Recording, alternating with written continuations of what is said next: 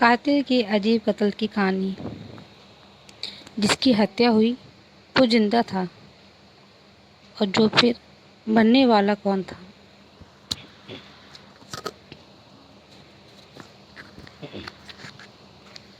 जुर्म की दुनिया बाकी अजीब है।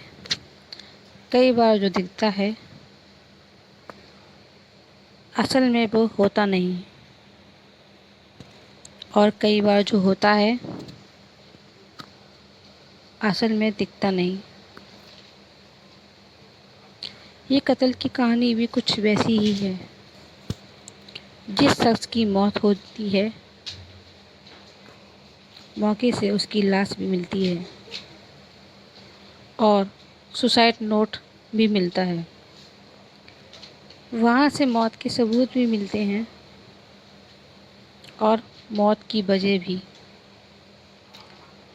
इन सभी को देखकर पुलिस भी मान लेती है कि ये आत्महत्या का ही केस है। लेकिन जब पोस्टमार्टम रिपोर्ट पुलिस के हाथ में आती है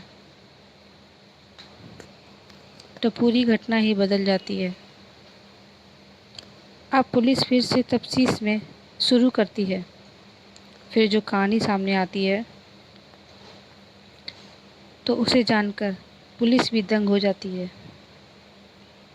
आज क्राइम की कहानी में मध्य प्रदेश के एक बेहद ही सस्पेंस थ्रिलर मर्डर मिस्ट्री की सच्ची कहानी।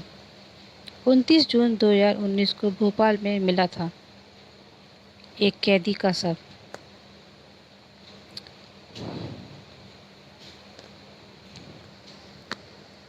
मध्य प्रदेश की राजधानी भोपाल का सेंट्रल जेल साल 2019 तारीख 29 जून। इस दिन पैरोल पर जेल से निकले कैदी को लौटना था। 14 दिन की पैरोल पर जाने के बाद जेल प्रशासन को भी उसके लौटने का इंतज़ार था। तभी जेल प्रशासन को लोकल पुलिस से एक सूचना मिलती है। सूचना थी कि उस कैदी की मौत हो गई है। हत्या के केस में उम्र कैद की सज़ा मिलने और जेल की ज़िंदगी से परेशान होकर उसने घर में ही आत्महत्या कर लिया। लोकल पुलिस ने बताया कि कैदी ने एक सुसाइड नोट भी छोड़ा है। हैंडराइटिंग भी उसी की है और मौत की वजह भी बताई है। इसलिए अब उसके शव का पोस्टमार्टम कराकर केस को बंद करने की तैयारी है। ये जानकर जेल प्रशासन भी उस कैदी के केस को बंद करने के लिए लोकल पुलिस के फाइनल रिपोर्ट का इंतज़ार करने लगा। जिस कैदी की मौत हुई थी उसका नाम था राजेश परमार। उम्र तकरीबन 34 साल। वह मध्य प्रदेश के भोपाल के नीलगढ़ एरिया के हरिनगर में रहता था। इस पर साल 2014 में एक हत्या का आरोप था। उसी केस में इसकी गिरफ्तारी हुई थी साल 2016 में। उसे कोर्ट ने आजीवन कारावास की सज़ा सुनाई थी, जिसके बाद से वो जेल में ही था। उसी समय राजेश के पिता की मौत हो गई थी। इसी वजह से उसे 14 दिनों की पैरोल मिली थी। इसलिए 15 जून को वो पैरोल पर बाहर आया था। 29 जून को उसकी पैरोल ख़त्म होने वाली थी। इस वजह से उसे हर हाल में 29 जून को जेल में लौटना था, लेकिन 29 जून की सुबह ही उसके घर से आग की लपटें निकलने लगी थी, जिसे देख आसपास के लोगों ने पुलिस को सूचना दी। फायर ब्रिगेड की गाड़ियां और लोकल पुलिस मौके पर पहुंची। आग बुझाने पर देखा गया तो एक युवक बुरी तरह से जल चुका था। चेहरा और शरीर भी पूरी तरह से जला हुआ था। देखकर ही वह मरा हुआ लग रहा था। फिर भी पुलिस ने आखिरी उम्मीदों से उसे तुरंत अस्पताल में भर्ती कराया, जहां डॉक्टरों ने मृत करार दिया। सुसाइड नोट से मौत की वजह का पता चला।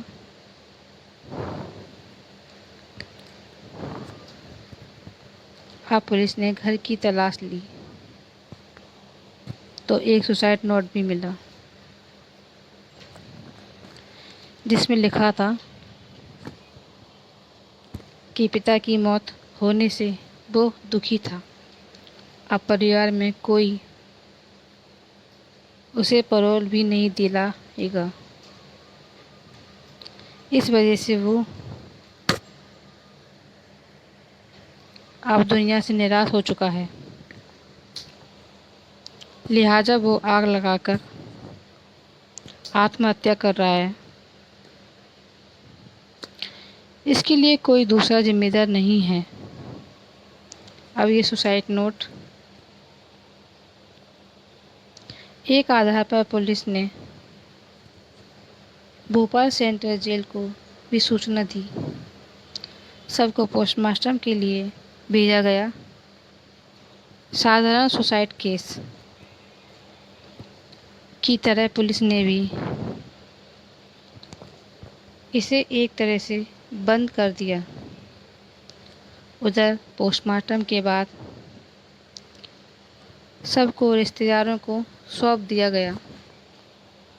रिश्तेदारों ने भी सबका अंतिम संस्कार कर दिया।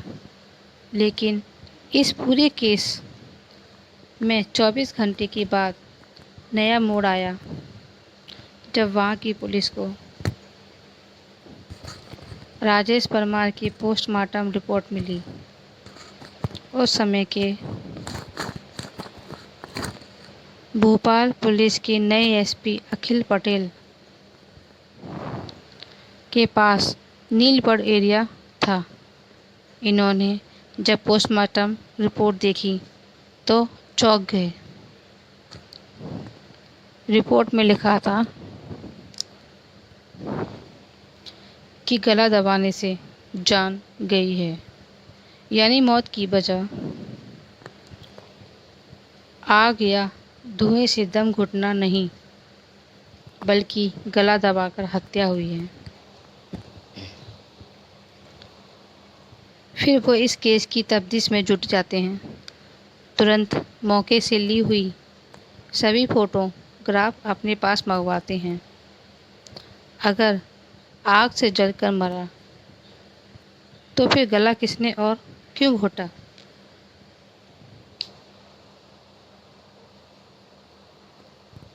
सभी फोटों की बारी से देखते हैं।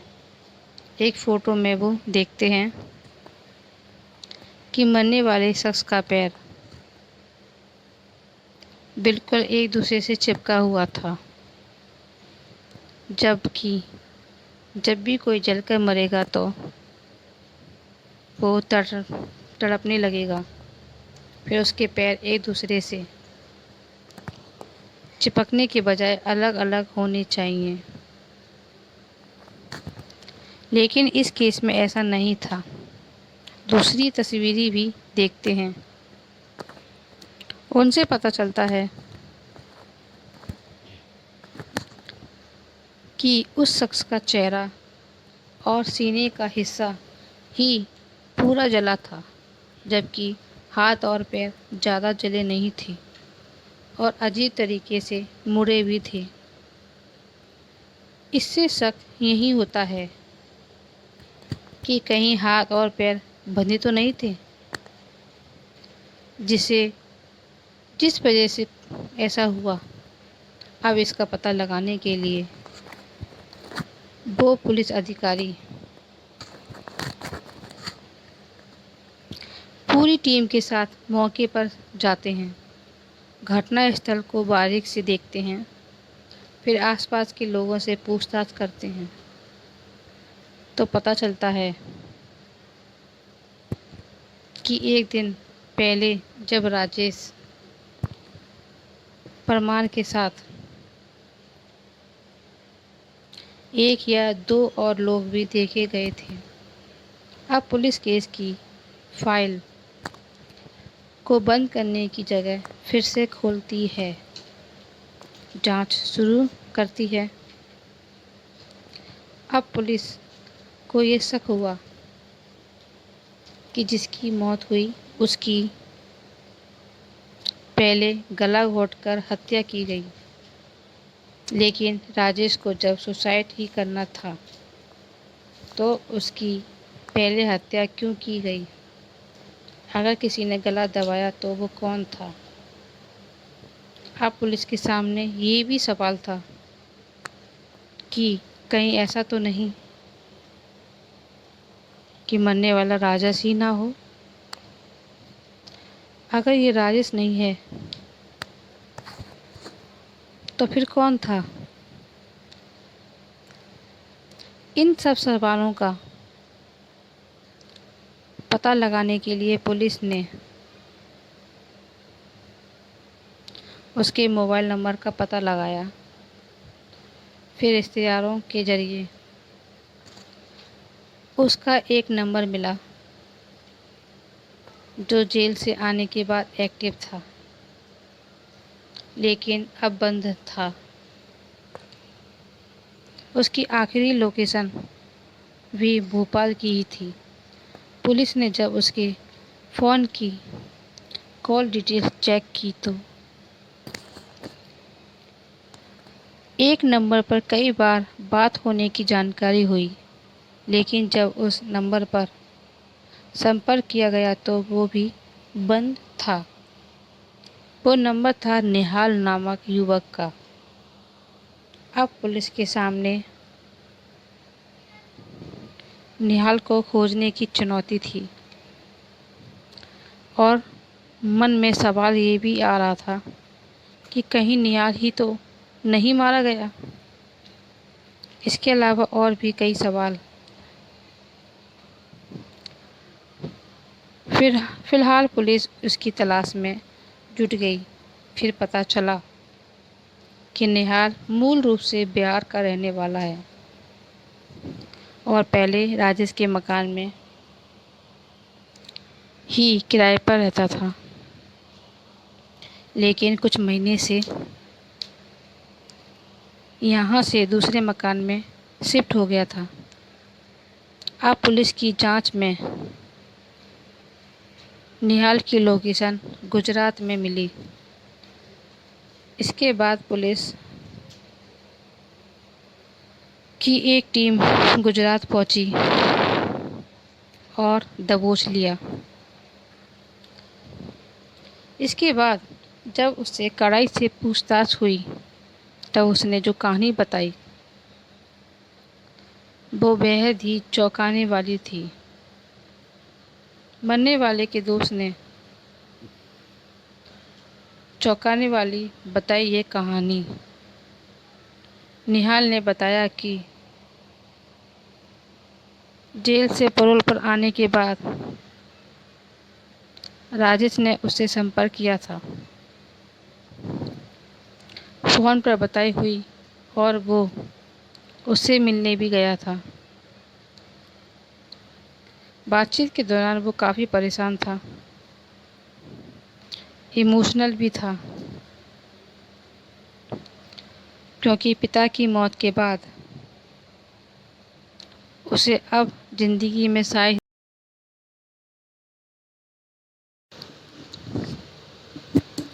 इसलिए उसने सोचा कि वो दुनिया की नज़रों में हमेशा के लिए मर जाए और असल में जिंदा भी रहे। इसके लिए उसने कुछ क्राइम सीरीज देखी थी, जिसके बाद एक खौफनाक आइडिया अपनाया। इसके लिए उसने घर में रहने वाली एकमात्र माँ को पूजा करने के बहाने 23 जून को ही बाहर भेज दिया था। इसके बाद साजिश रची कि 29 जून को पैरोल खत्म होने के बाद भी उसे जेल नहीं जाना पड़े। इसलिए 28 जून को ही किसी दूसरे शख्स को अपनी जगह मारकर दूर कहीं चले जाने की तैयारी में जुट गया। इस काम में मदद के लिए उसने मुझे बुलाया, लेकिन मैंने साफ मना कर दिया। इसके बाद उसने 1 लाख रुपए का लालच दिया और कुछ पैसे एडवांस में भी दिए। इसलिए उसके झांसे में आ गया। इस तरह 29 जून को पैरोल ख़त्म होने से ठीक एक दिन पहले, यानी 28 जून को ही हम दोनों की मुलाकात हुई। 28 जून की शाम को ही दोनों घर पर ही फ़ोन छोड़कर घूमने निकले, लेकिन ताकि लोकेशन ट्रेस ना हो सके। इसके बाद एक पेट्रोल पंप के पास राजेश को अपने ही उम्र और लंबाई वाला एक युवक मिला। उस युवक ने अपना नाम राज रेखवर बताया था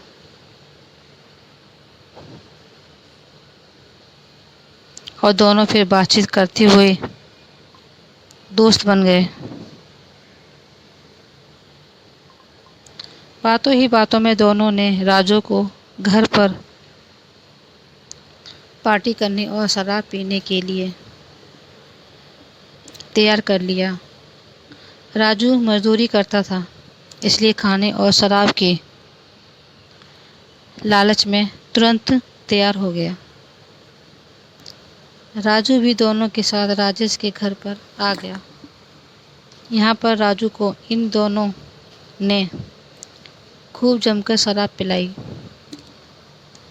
जब उसने अपना होश खो दिया, तभी राजेश ने उसकी गला दबाकर हत्या कर दी। इसके बाद उसके हाथ और पैर को रस्सी से बांध दिया, ताकि अगर जिंदा भी हो तो आग से बच ना सके। हाथ पैर बांधने के बाद उसे फर्श पर लेटाया और घर में रखी किताबों को उसके ऊपर डाल दिया। फिर राजेश ने खुद ही एक सुसाइड नोट लिखा और उसे कुछ दूरी पर रख दिया,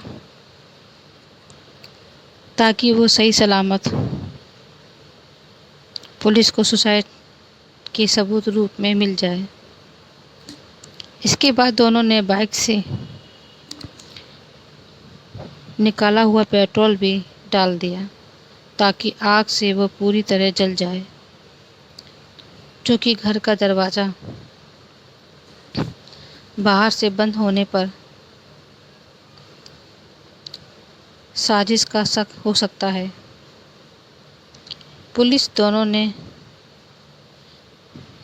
इसलिए दोनों ने घर के दरवाजे को अंदर से बंद कर दिया और छत के रास्ते बाहर निकल गया। इसके बाद खिड़की से माचिस जलाकर तीली को अंदर फेंक दिया। इस तरह जब आग की लपटें बढ़ गई, तब दोनों एक साथ वहां से फरार हो गए थे।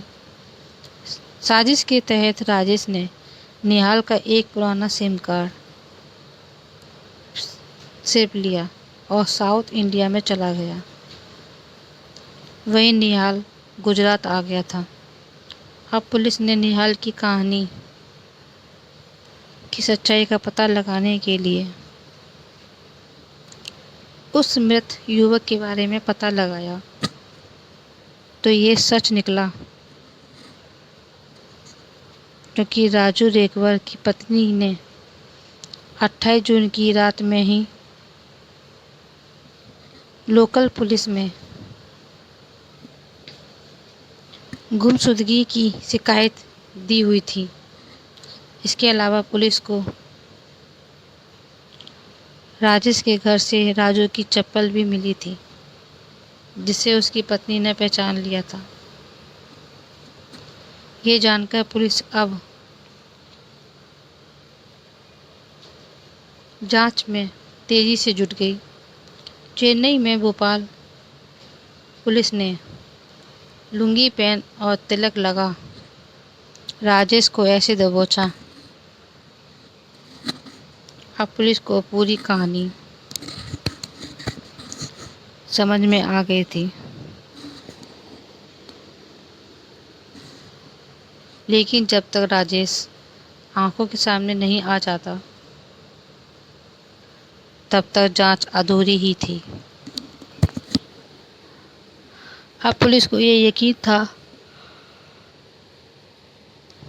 कि आज नहीं तो कल राजेश किसी भी तरह निहाल से जरूर संपर्क करेगा। राजेश भी निहाल का एक पुराना सिम कार्ड ले गया था। इस तरह अगले ही दिन आखिरकार राजेश का फोन निहाल के पास आ ही गया। पुलिस की मौजूदगी में ही निहाल उससे बात करने लगा। राजेश ने वहाँ के हालात के बारे में पूछा कि कुछ गड़बड़ तो नहीं है। निहाल ने बताया कि कोई गड़बड़ नहीं है, पुलिस को कुछ पता नहीं चला। इसके बाद राजेश ने कहा कि चेन्नई में उसे कुछ मदद चाहिए, अगर कोई दोस्त हो तो बताना। इस पर निहाल ने कहा कि वो उसे जल्द ही बताएगा। इसके बाद फ़ोन कट हो गया। अब पुलिस ने भी राजेश को पकड़ने के लिए पूरी फिल्मी कहानी रची। इसके तहत पुलिस के कुछ लोगों को चेन्नई में भेजा और उन्हें लोकल बनकर राजेश से मिलने के लिए बोला। इस तरह निहाल ने राजेश को चेन्नई में रहने वाले अपने एक दोस्त का जिक्र करते हुए उसका फ़ोन नंबर शेयर किया, जिसके बाद राजेश पुलिस वाले को ही निहाल का दोस्त समझकर उससे बात की और मिलने गया। जैसे ही राजेश ने लुंगी और माथे पर तिलक लगाए दो युवकों को निहाल का दोस्त समझकर मदद मांगने पहुंचा, तभी उसे पकड़ लिया गया। इस तरह पुलिस ने एक ब्लाइंड मर्डर केस का खुलासा करते हुए 8 जुलाई 2019 को पूरे केस का मीडिया के सामने लाया था।